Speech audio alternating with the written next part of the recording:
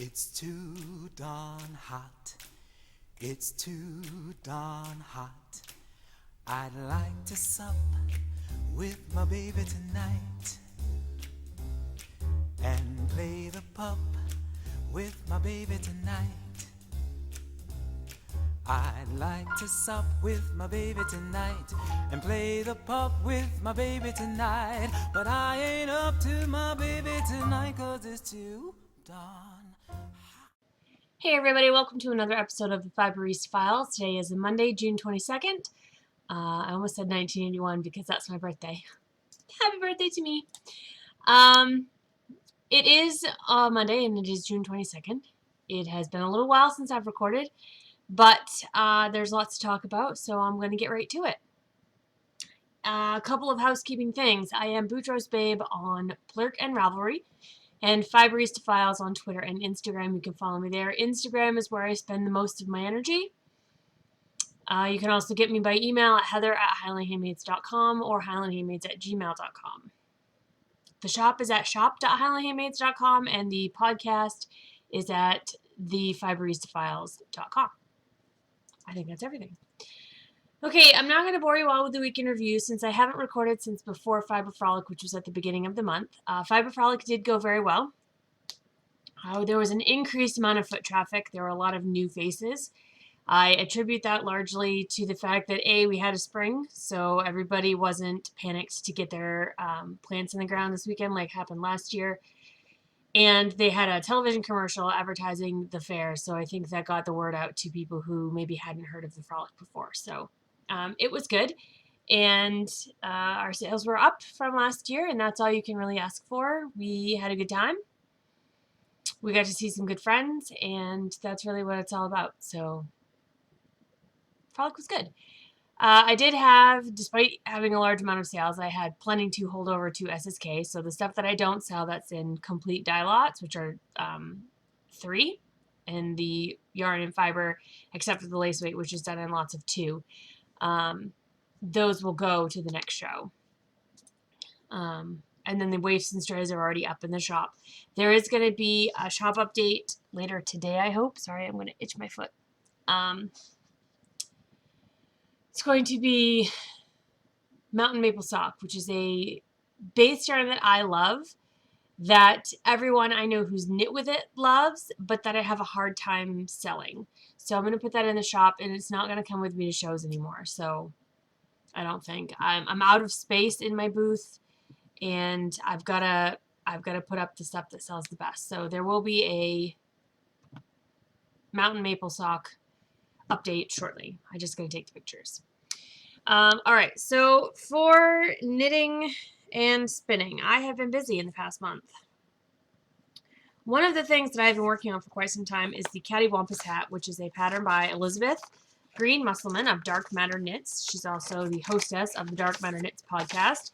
She is a graphic designer, pattern designer, all-around awesome lady. And this is her hat. That's her son Liam wearing his version.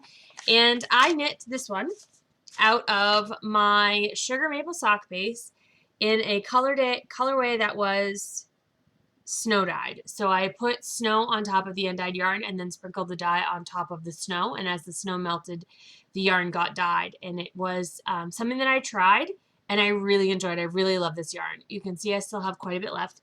This is quite a large hat. I did it that way on purpose. I wanted it to be very long and very slouchy. The Cattywampus hat is knit along the bias. So it's knit sort of diagonally, and there are short rows at the end, without giving too much away. There are short rows at the end that give this awesome swirl. And when it's all done and you put it on, look, nobody said I was graceful, okay? It's got plenty of great, awesome slouch in the back. I did block this fairly aggressively just because I wanted it to make sure that it stayed low. There's nothing worse than having like the pencil head, you know. No, I'm not an elf. I don't work at the North Pole, and that's not happening. So that's the Cattywampus hat. It is actually written for worsted or DK yarn, not sock yarn. So I did have to adjust the stitch count. That's pretty much all I did, was adjust the stitch count so that it was plenty long enough. The pattern works the same way. There are more ridges than there would be if you had worsted, but other than that, it's pretty much the same. I knit this on US 2, and it lived in my Tangerine Designs 80s bag that I got at SSK 2 years ago. I love this hat. I have worn it quite a lot, and I'm going to keep wearing it. Yes, it's June, but it's not so hot that I don't need to wear a hat. You can see I'm wearing a fleece, right? Yes. It's actually kind of nice out, but with the windows open and not being in the direct sunshine, it's actually a little chilly. Maybe I should have put something more than a tank top on this morning. All right, so the next thing that I'm knitting is a sock, because I didn't have any socks on the needles, so I needed to get one. This is a sock design that I'm working on, and it's very simple. It's just an Aran cable, which looks really complicated, but it's only one row you have 2 crosses, and then another row you have 1 cross in the opposite direction. So it's 3 crosses over 4 rows. That's it, and it looks really complicated. I love stuff that looks like that. This yarn is Kirby Werby Soft and Squishy. It is 450 yards of 75% superwash BFL and 25% nylon. The colorway is RBF. If you have children, you can cover their ears, because the meaning of RBF is resting bitch face. I love this. Look at this yarn. It's so gorgeous. It's purple, aqua, hot pink, neon green, and then black, charcoal, and ash gray. I'm really enjoying this. This is a pretty simple sock. It's 64 stitches, which is 4 to 8 stitches more than I usually do, but cables tend to pull things in, and they're inelastic. So I did go up a few needles, a stitch count rather. Also on my Chigu US 2s with the bent ends, because these are my most favorite needles in the whole entire world. Oh, sorry, that was my husband. This is my car knitting right now that my hat is done. This is, sorry, 2 messages. I do plan on making these tall in order to use the yarn. I really want to use as much as possible because it's awesome. CJ Kopek just wished me happy birthday. Thanks, Kobe. And then, sorry, I do need to just figure out what my husband said. Oh, he text bombed me. He's going to be so happy. I want to tell him that I'm recording. Sorry, dead air, dead air, dead air. Okay. So this is Kirby Werby. Her website is kirbywerbyyarns.etsy.com. Let me autofocus that so you can actually read the website. Okay, hold on. There we go. I love Kirby Werby stuff. So that's the car knitting. And then that also is going to be a pattern in a worsted weight as well. I'm going to have it written up for 2 weights, both sock and worsted weight, because that's going to be a Penny Reed project pattern. And this is one of the other Penny Reed project patterns. If you remember months and months ago, I had a blue shawl that I knit. Well, I did the design, but I wasn't very specific. I was like, knit until you're almost done one color and then switch. Well, that's not really how designs work in lace. So I'm knitting it again. You can see this is the top portion. It's just about done. I have this much left of the first color. And then I have, I think I'll be able to show you this. I have 3 more colors in a ever darkening palette of grays. So it's going to be ecru up at the top and then get darker as it goes down. This is in a Girl Cave bag. One of the bags I got from Rista. It's a Star Wars bag. All of Rista's bags have this awesome little button that say girlcavebags.etsy.com. That's her website. The RBF socks are hanging out in a Supernatural bag that my husband made me. And then I did finish a couple of things as well. And one I can't show you because it is currently being blocked on my kitchen table. He says, hi, everybody. I finished my Dagmar sweater. And the Dagmar sweater has been on the needles for a very long time. In fact, I probably should tell you how long it's been on the needles because I am the queen of languishing projects. I'm sorry, guys, if that phone's going to bug you, but my birthday only happens once a year, so I'm going to leave it on. Dagmar sweater has been on the needles since March 23rd of 2014, so a year and a quarter. That's kind of a long time. I really pushed to finish it. I had about a sleeve and a quarter left, and I really want to have it for SSK as a sample because I don't have a sweater knit out of my black ash worsted, which is what this yarn is, and I want one. I want a sweater knit out of all of eventually the bases. I still have to do the white ash worsted. This is how much I had left of the 4 skeins that I knit. So this is, I did 2 double skeins because I don't like weaving in ends if I don't have to. And this is how much I have left of the second double skein. So I used a little bit more than 3 skeins. Each skein is 300 yards. And this was knit on a US 6 and a US 8. And it lived in this gigantic Girl Cave bag that my friend Annette got for me. And let me just say, this is the first time that I have seamed a sweater. Most of the sweaters that I have knit have been seamless, and I get why that is, because it's a pain in the butt. Mattress stitch was what I attempted to use to seam them up, but it's not a stockinette sweater, and so it was really hard to find the bars that I needed to pick up. So I did the best I could. I am blocking it pretty aggressively because I want it to be a big baggy sweater, and it does not have waist shaping. It's shorter in the front. It has short rows in the back to make the bit on the back go down lower over your butt. And it's a very drapey yarn. It's 60% merino, 40% bamboo. So it has a lot of drape and sort of not cling, but it lays against your body. But I still want it to be looser than it is. So it is being blocked pretty aggressively. The pattern is not one I would knit again, nor would I recommend it to other people. There are some things that just don't make sense in the pattern. There's one spot where you're actually 17 stitches off where you say, so you have to break the yarn and move over. There's a lot of unnecessary abbreviating, and there's 2 stitch patterns. There's the all over stitch pattern for the body, and then there's the cable stitch pattern that's in the front.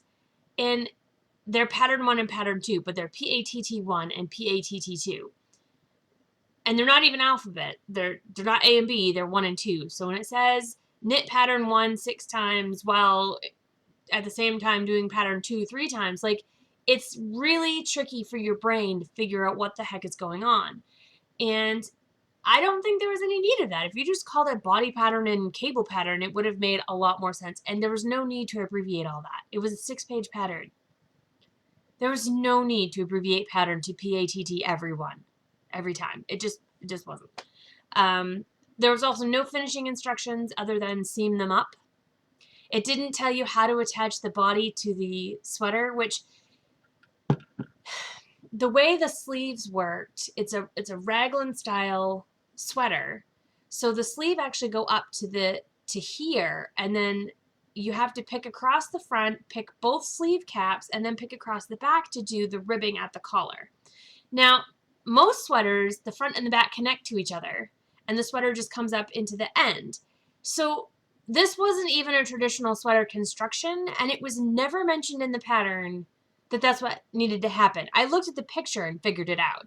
But and not only that, there's no way the caps would have fit had I tried to make it go all that way. But it was just frustrating to me that the pattern wasn't written better than it was. It should have been. And that was frustrating. So, but it's done. I'll try to put a picture in here. So that's what it looks like. It looks a little funny while it's being blocked, but once I get it in that shape, I will probably, because I think the sleeves are going to have a seam, I will probably steam that seam just just to chill it out a little bit once I know the sleeves are long enough and all that. So we shall see. If it doesn't fit, if I don't like it, it'll just be a shop sample like my other 2 sweaters are, because I have yet to make a sweater that I like. Someday. All right, I have been doing some spinning. At Fiber Frolic this year, I was totally shocked. I had brought 2 ounces of the Into the World Bazinga that I had spun. I showed you that.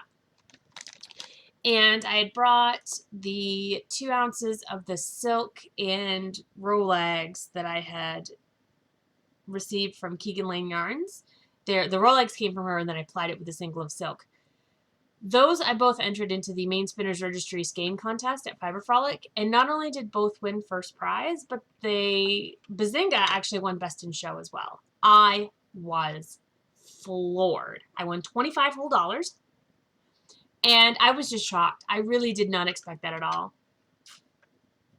The Main Spinners Registry may be a small group, but they're a very talented group, and I really expected there to be more competition, I guess. I don't know if I was the only entrance in the silk category, but it wouldn't surprise me if I had been, because I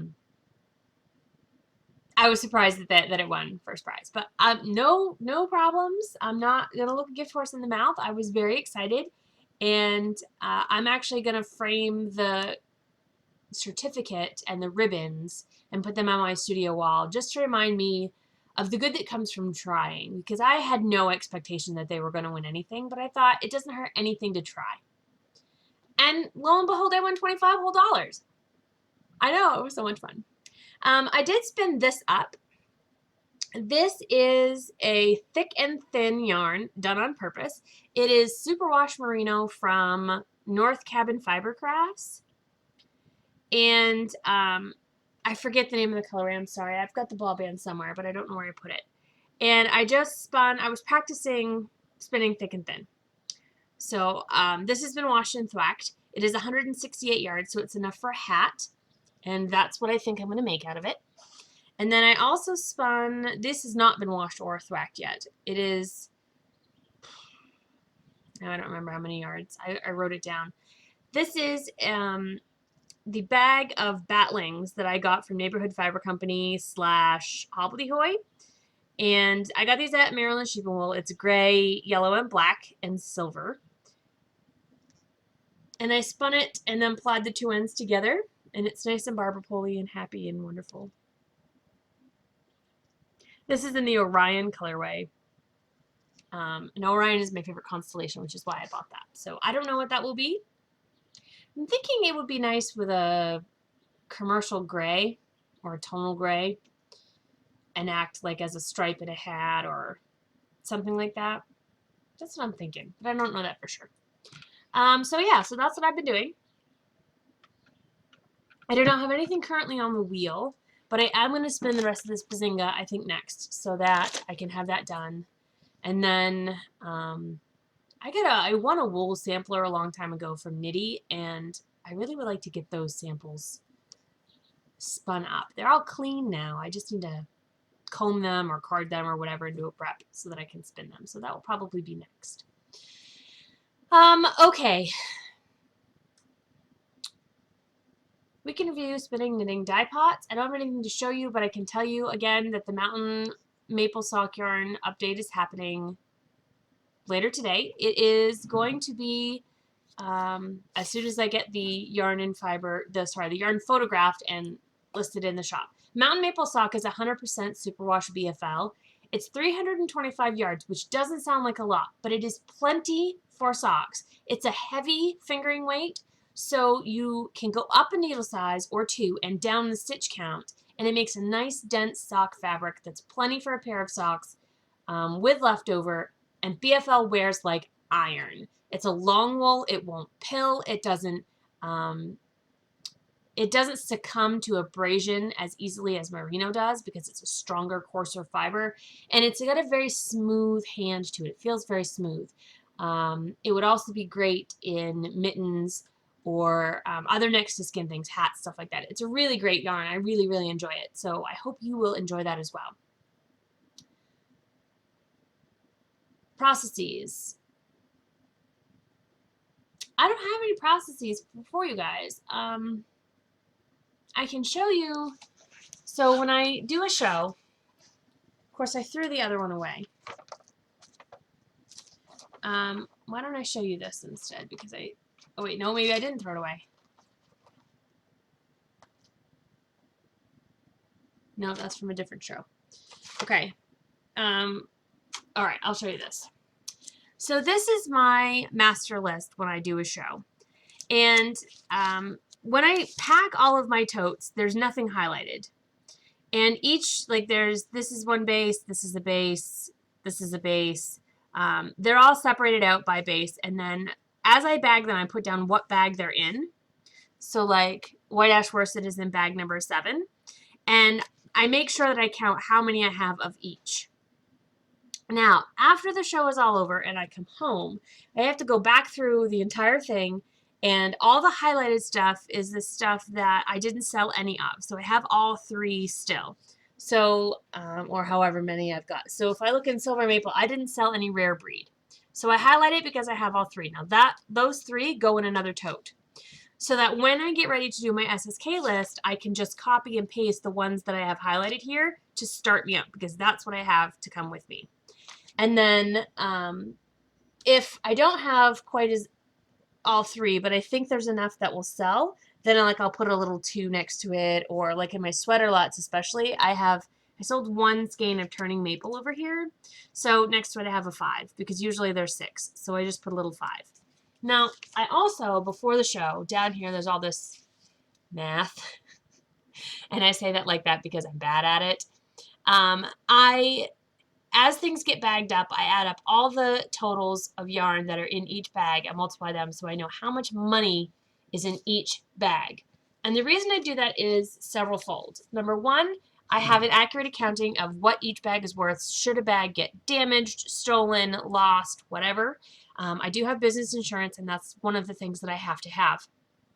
In addition, it tells me when I get my sales at the end, and I know what my sales are, what percentage of stuff sold, so that I know, was it not just how much did I do from last year, but what percentage. So am I selling more of what I have, or am I doing more sales because I have more, but realistically more of it just stays and does nothing. It also gives me information on what bases sell well at a show and what bases don't. I haven't sold lace in the shop in ages, but it sells really well at Frolic. It did not sell very well at Spa at all. So different shows have different strengths and weaknesses, and so this is part of the way I keep all of my information. So you can see that it's kind of a mess, but I keep these and use them later. And I also keep my cash register that I bought. Gives me a daily accounting of how much of what I sold, and provided I'm accurate with the register, it tells me how much I made per day, how much was credit card, how much was sales, how many skeins of braids of Corriedale did I sell, how many skeins of sugar maple did I sell, and I can compare those two if I'm worried about theft or anything like that. So luckily, that has not been a significant concern of mine so far. So that's processes for you. Growth. I am working on hopefully getting a larger scale wholesale client. I don't want to say anything yet because they'll probably say no, or they might say no. I hope they don't say no. I hope they say yes. And if they do say yes, I will tell you all about it. But I've learned long ago not to put the cart before the horse. But I am working on some larger wholesale orders. With the holding cabinet now, I can do wholesale orders much more quickly.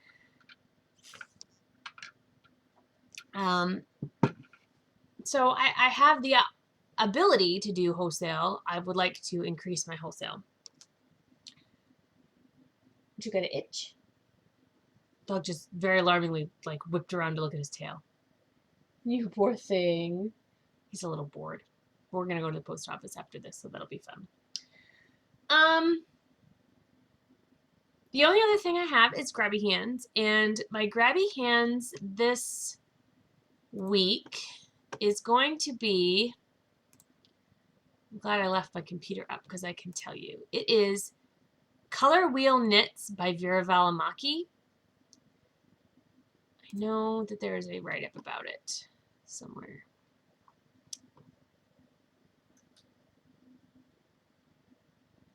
Usually there's a write-up in it on Ravelry. Let me check on Cooperative Press and see. Talented Finnish designer Vera Valimaki, perhaps best known for her addictive shawl pattern Color Affection, which has been knit by over 13,000 knitters around the world, brings you Color Wheel Knits. Find your needles and cast on for a wonderful journey around the world of hand-dyed yarn. Color Wheel Knits is a knitting book for everybody, full of beautiful yarn and knits for every need and skill level. From quick mittens to large sweater projects, there's plenty to choose from and enjoy. This book was previously published in Finnish, and I'm not going to try and pronounce it. And its patterns, favorites, etc. on Ravelry can also be seen there. So I'm going to do the review my standard way, which is to turn the camera around so you can see the book and go through the patterns and whatnot. This just released today, I believe, so it's brand new, and I'm really excited to show this to you. Vera Valimaki is so much more than just the Color Affection. Her stuff is gorgeous, and this is a knit I think you'll really enjoy. And color wheel knits doesn't mean that every pattern is a gradient yarn, which is what I thought when I first saw it. No. You'll see. So I'm going to do that. So I guess then if you're not going to stick around for the review, I'll say, you know, see you later, but I hope you do stay around for the review. There will be a giveaway on my Ravelry group for this book, a copy of this book. So you'll have to go there to see what the requirement is. But I guess then, until next time, I will say happy spinning and knitting, and thanks for tuning in. But don't leave. Stay for the review. This review is for Vera Valimaki's Color Wheel Knits, Knits for Hand-Dyed Yarns, published by Cooperative Press. Table of contents are actually sorted by colors. So this is where the Color Wheel Knits parts comes out. So we've got blue and green, and these are the patterns, red and pink, yellow, gray and brown, and this and that, which are just the glossary and yarn sources. There is an introduction and sort of foreword about hand-dyed yarns, the wonders of wool, secrets of dyeing, skein to garment, and I'm not going to read all those, but it is worth reading. It's well written. And then there's another sort of note here about the designs in the book. And this, to me, is one of the things that makes this book so lovely. It says that all the designs in this book are seamless, and they often feature different types of short rows to achieve the best possible fit. The knitting vocabulary is a mixture of explicitness and short phrasing. The designs try to give all the needed space for the yarn. That's why I've tried to keep things simple. I'm particularly drawn to basic stitch patterns such as garter stitch and stockinette stitch to let the yarn do most of the effect. Hopefully the result is something modern and appealing. Hope you enjoy this journey into the world of hand-dyed yarn. Vera. So this is exactly what the book is. It is simple, beautifully fit designs that really let the yarn do the talking. As somebody who sells hand-dyed yarn, I really appreciate this. Each section gives you a little story that goes along with the color that's mentioned. So here we've got blue and green.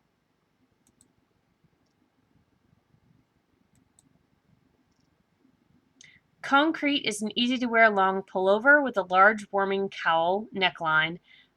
There's some garter stitch rib and rustic wool, and it's also a short-sleeved sweater. You can see it here.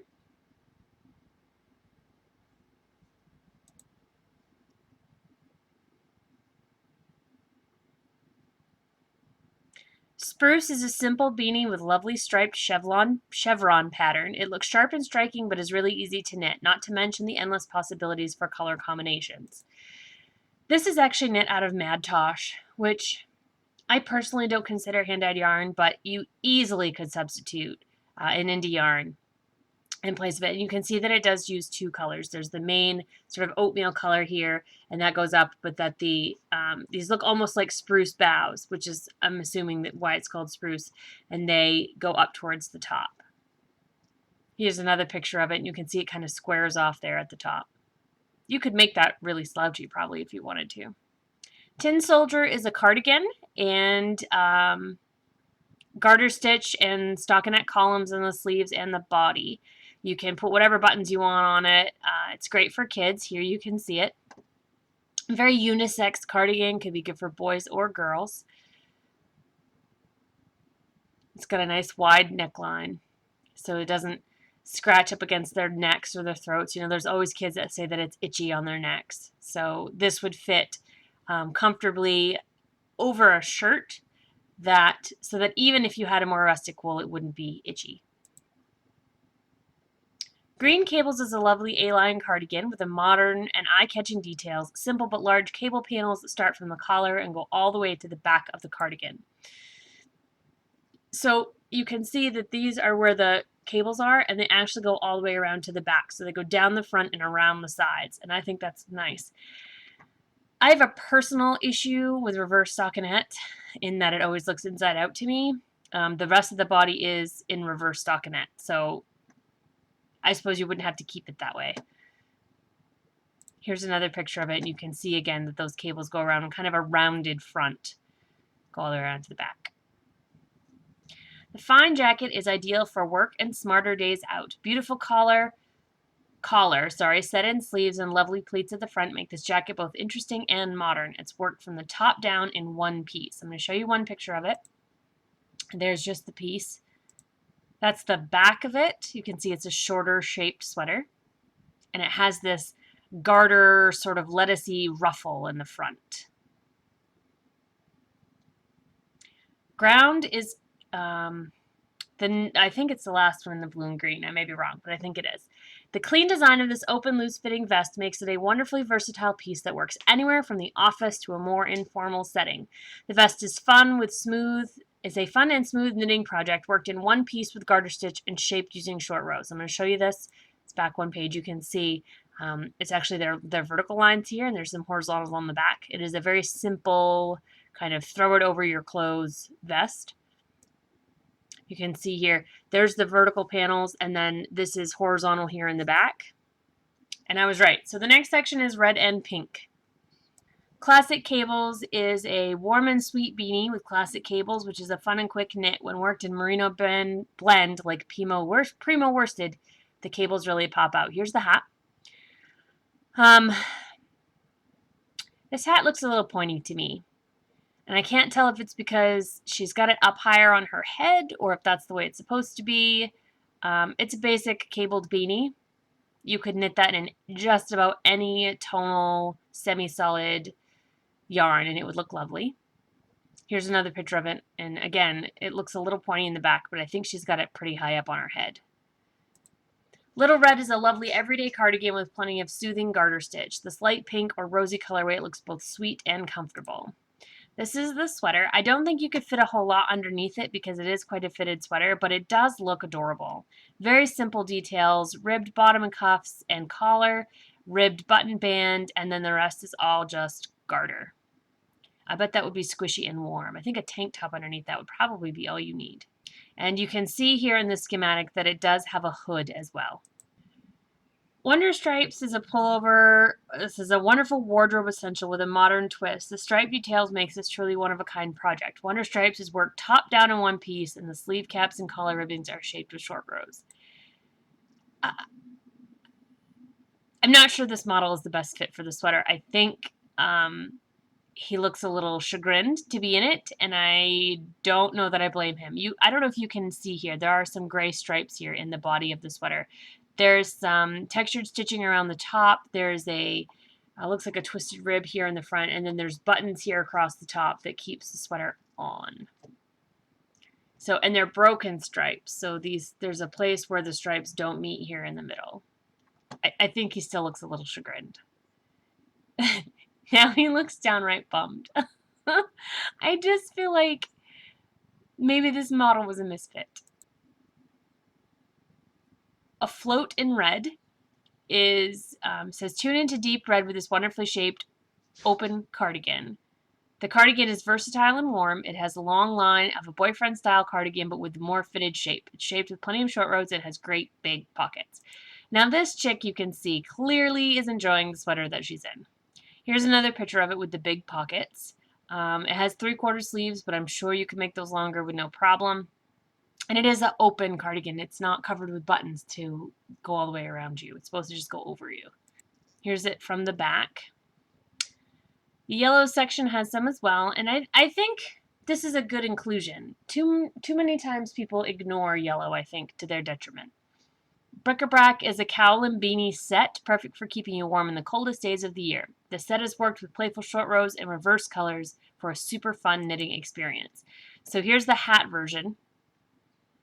It is a little bit loose on top. And here's the cowl, which you can't really see, but where the hat was gray with yellow stripes, the cowl is yellow with gray stripes. Color block is a happy tunic worked from top down with raglan shaping, the subtle short row shaping at the neck, a spot of contrast color at the hem, and an A-line shape are the key factors in this tunic. Here it is.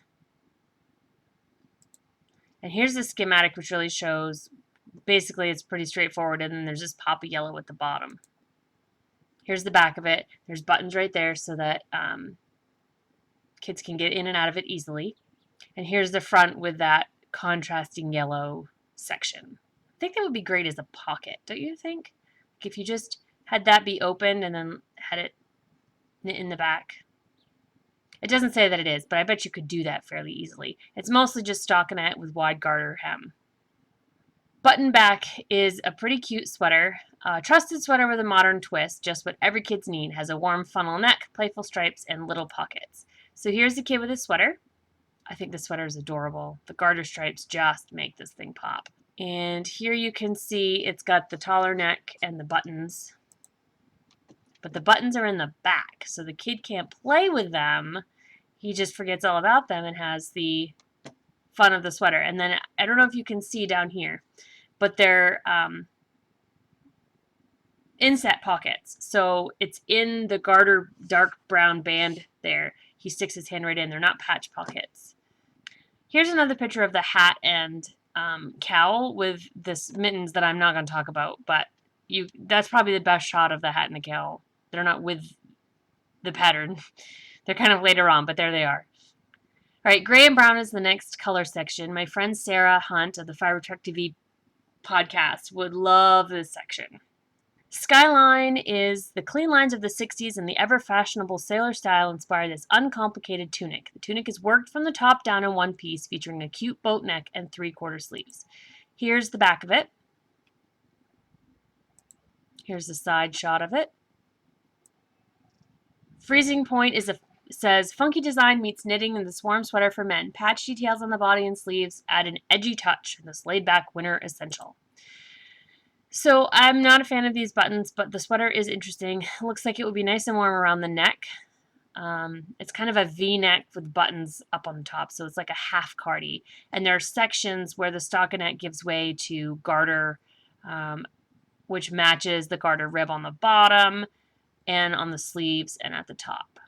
Grid plan says, round and round you go. Add some texture to the grid plan, and the grid plan is ready. A wonderful deep brown color makes this extra soft cowl even more wonderful to wear, and with big needles it knits up super quick. This is 2 skeins of Primo Aran by the Plucky Knitter. You can see the cowl here. Perfect cold winter cowl. And you can see it there. It has like big circles of stockinette in a background of garter. Be Mine is a cardigan you can wear across the seasons. A lovely loose funnel neck, short row shaping at the neck, and A-line shaping in the body make this cardigan fun and easy to wear. Here's the sweater. Here's a schematic. You can see the A-line. The beetle cap is, I think, the cutest pattern in this book. It's worked with a textured herringbone stitch for extra warmth, and the visor makes it look both chic and fun. This piece is worked from the brim up, and the visor is worked last. This is Merino Sport from the Uncommon thread. Look at this hat. First of all, that fierce little face. There's garter stitch here. There's a separate stitch pattern here. And then the herringbone goes up across the top. Herringbone, if you've never knit it, is kind of a pain, but the effect makes it well worth it, I think. Here's a picture on the side. I just think that's the sweetest hat. And that's the end of Color Whale Knits. I didn't go over all the patterns, but I did go over most of them. This book is available for purchase now from cooperativepress.com or through, I believe, Ravelry, and it will be sent right to your Ravelry library. Cooperative Press does do a hard copy plus digital print version, so you don't have to wait to get the book, although the photography in this is really lovely, and I think it would be a nice addition to your knitting book shelf. So that is my review of Color Wheel Knits by Vera Valimaki and published by Cooperative Press.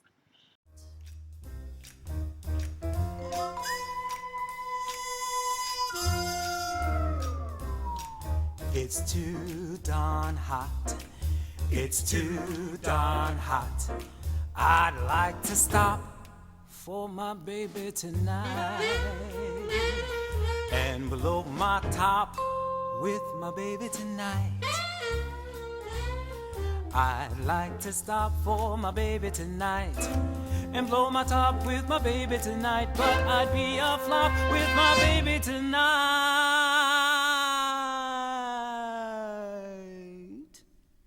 'cause it's too darn hot. Darn hot. It's too darn hot. I'd like to fool with my baby tonight. Break every rule with my baby tonight. I'd like to fool with my baby tonight. Break every rule with my baby tonight. But pillow, you'll be my baby tonight, 'cause it's too darn hot. According to the Kenzie report, every average man you know